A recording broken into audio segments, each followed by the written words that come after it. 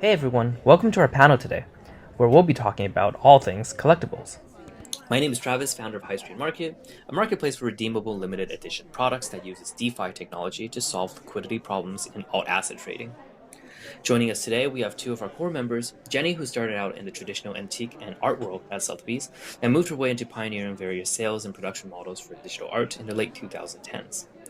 We also have Gary, a dear friend, but also the most deeply entrenched person I know in the alt asset market. If you want alphas on trading card trends from basketball to Pokemon, he's your guy. So let's start things off with you, Jenny. Tell us a bit about your journey and how you ended up here in the metaverse.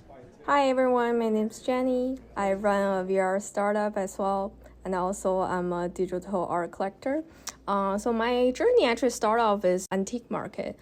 So in 2010, I was actually working at Sotheby's. So back then, I was doing lots of art dealing on the side as well for stoneware. Then later on, because my background is in electronic art and film, after I moved to Silicon Valley, I get very excited about virtual reality. That's how I got into the space and gradually transition into the more digital art.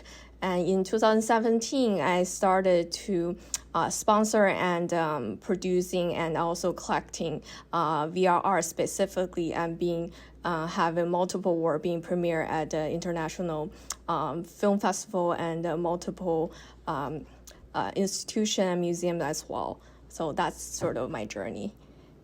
Awesome. Yeah, that's super interesting. So it looks like a lot of it kind of falls into place as technology develops.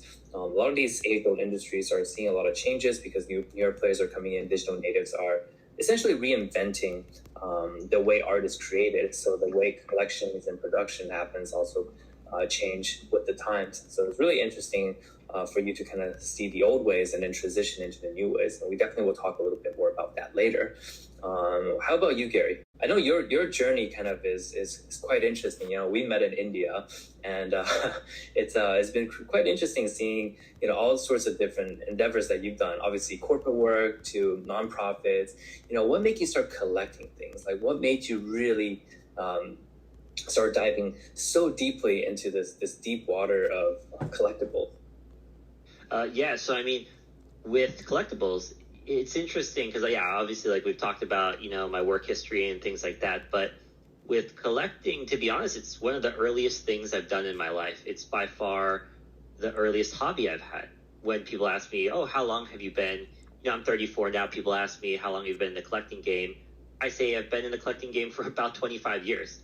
It sounds ridiculous, but if you ask a lot of people in the industry, this is really the truth. For a lot of us, collecting really started out completely not as a business, but rather just this was, pre-internet, sort of kind of, dating myself here, but in a pre-internet world, this is the way we showed our fandom was, I loved NBA at the time. I loved Magic cards at the time. And to a certain extent, maybe I was too stupid to play Magic card at a high level, so I just collected the cards, right? I didn't play the cards. Same thing with Pokemon. At the time, we never really assumed that it would become a business, but over the last 20 years, frankly, I think even though our parents might say that it's a trend or we'll get over it someday, those things I said, NBA, Pokemon, Magic cards, I still love them to this day.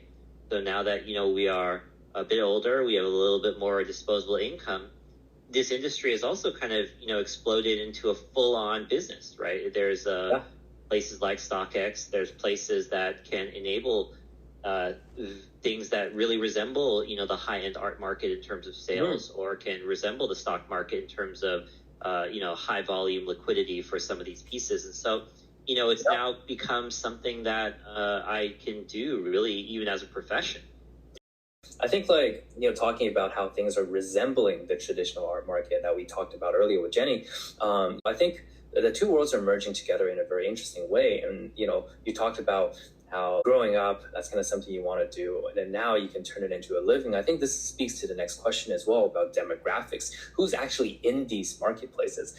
You have you have all these collectors that Jenny were talking about. But of course, like, we always hear about these shoe flippers as well. People buying a pair of Jordans and then flipping it for 5-6x, even more on StockX, like you were talking about. Just wondering, is it, kids growing up and all of a sudden they now have money, they're just buying up all the stuff they couldn't, or their parents wouldn't allow them to buy back in the days. Or, who's actually dominating this market? Who's playing? Who are the players? I guess this is a question for you first, Gary.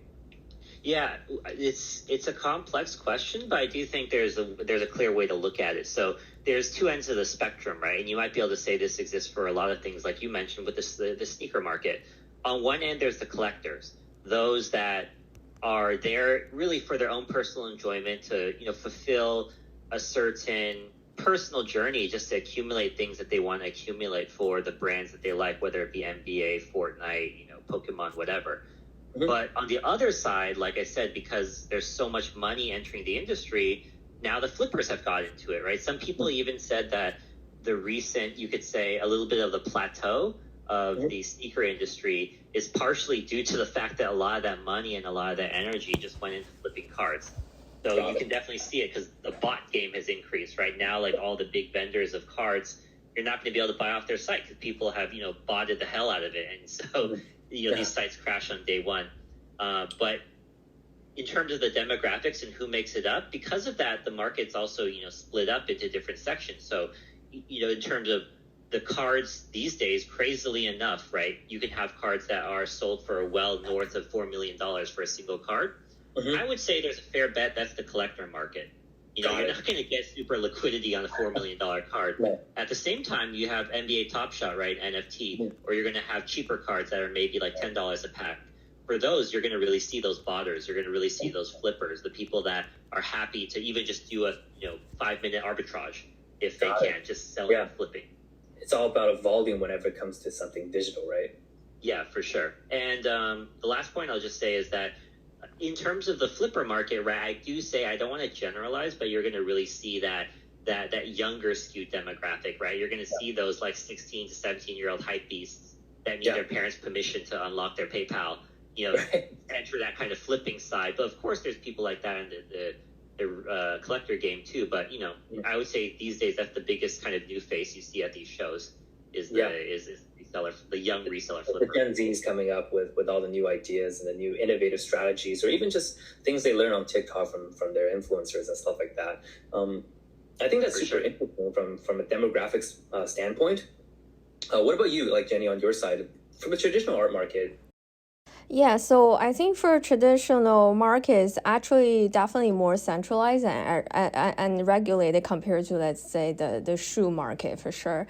And because it started off as like, those a very wealthy patron and also the old money, the generation. For instance, when I start off in terms of antique trading or auction houses, these are 200 years old, right? So they symbolize the wealth and social status in a way. I remember when I was working at auction houses, most people think that's means like a certain social status. Even for the training session, our HR will tell us that your clientele are millionaires and billionaires, right? So that's something always has to do with money, this market. But also the foundation was built on people appreciate the art and also the historical value of the art. So from like even the antique side in terms of trading, these people are usually in their 50s, 40s, and they have a lot of money, not just money, but also expertise, to become a collector.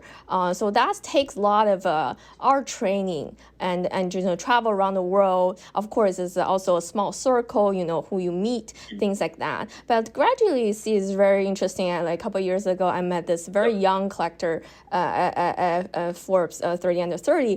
He got on the list because he is an art collector. So I was really shocked, like, what does it mean? Because back then, to me, art collector is a very serious word because it probably takes 30 years if I back then in my mind says if I want to become a collector, first I need to probably be a millionaire or a billionaire, and secondly I need to acquire like this 26 years of expertise to say I'm a collector, or this more have a good reputable collection. But now it seems very different. It seems like even for contemporary art market, because there's our PR move, tons of collaboration with different type of brands. So even artists are very different nowadays. So you see like this age, people are getting younger, like they're in their 30s, in their 20s, and of course some of them, their family are in the art market as well. There's a couple of my classmates back in college. I didn't know that, but their family are actually own one of these like the biggest art collections. So definitely their kids will be kind of carry on that kind of legacy in terms of running the gallery, have a little bit like young, representing the young voice, or giving voice to younger artists. That's really interesting. So you're saying that from a traditional perspective, a lot of the younger kids and generations are coming in here, more so inheriting and learning from their parents who are already art collectors. And on Gary's side, I think it's slightly different, right? That side, kids are kind of challenging their parents' perspective. Perhaps most of their parents are not very into what their kids are doing and question a lot of the actions that they're playing with online. So this is quite interesting, where you have both younger audiences coming in here, but from two different worlds. But they're kind of merging in the sense of that they're changing what collectibles are, the objects in which represent art. And I think that's something that's really interesting. And with the rise of virtual worlds, virtual concerts, and virtual everything, I think we're really seeing a new renaissance here. Speaking of virtual worlds, let's actually do a quick change in scenery. If you guys want to quickly follow me and get some fresh air. And welcome to Nantou in Taiwan. Fun fact, decades ago, oolong tea was actually invented here, and this area served as one of the largest marketplaces for tea in the world. Which leads me to my next question. With the recent rise of NFTs, how did the collectibles market change? Maybe you, Jenny? I don't necessarily think it's like a huge difference in terms for the artwork, but definitely I think the market is very different and the distribution is different. And I think for NFT hype, it really put a spotlight on the digital art. So every day you open the Instagram, you're actually consuming digital content, digital assets, digital art, but we don't pay for it, right? Because there's never this idea with ownership. But I think with NFT, that's something, as a tool, it really changed that and changing the perception of that. I think that makes NFT quite unique in this case. Interesting. So before NFTs, a lot of digital art like the memes that power the crypto world has been taken for granted because they aren't seen as laborious compared to, say, a traditional painting. But now with digital marketplaces, they somehow found value. What about you, Gary? From traditional trading cards to game skins, the digital evolution in alt assets actually differ quite a bit compared to art, right?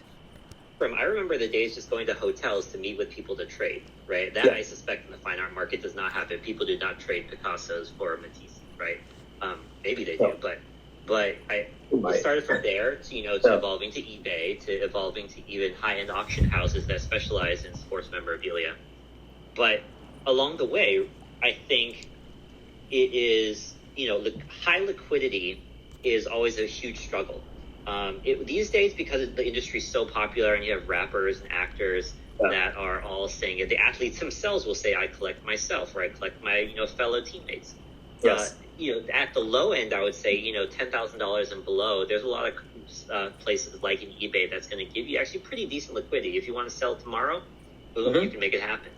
But at the high end, very hard. It's going to take like a couple of months to move something like that. So where I think that, the digital asset kind of game, you still, I would say it still represents, like if you say the CSGO market, it's kind of informally built, it's not really kind of this blockchain. It frankly has nothing to do with blockchain, right? Liquidity was never built in mind when CS thought about the idea of having skins. It's actually very industrious young kids who built an informal market, right? So, but randomly, you have skins that are worth upwards of $10,000, and so to this day, this is one of the biggest challenges by far, which is how do you create accurate pricing, right? Like if especially with cards, right, where you can collect 20, 30 different types of players, you view them kind of like stocks, right? Like if they win a good playoff game, you're hoping the price will go up. But if there's no liquidity, there's no data. And so who's to say, right? If John Morant wins a playoff game, is it going to pop his his cards 10% today? I don't know. I wish I knew, but and so that's the hope. That is the hope of so many of these upcoming platforms. That's some really good insight over there. Absolutely. Liquidity is something the alt asset world has struggled with since day one, and also the primary problem High Street is trying to solve with DeFi technology, of course. Unfortunately, that's all the time we have today. Thank you both for coming, and thank you everyone listening in the audience. Stay tuned for more news on High Street, and we'll see you next time.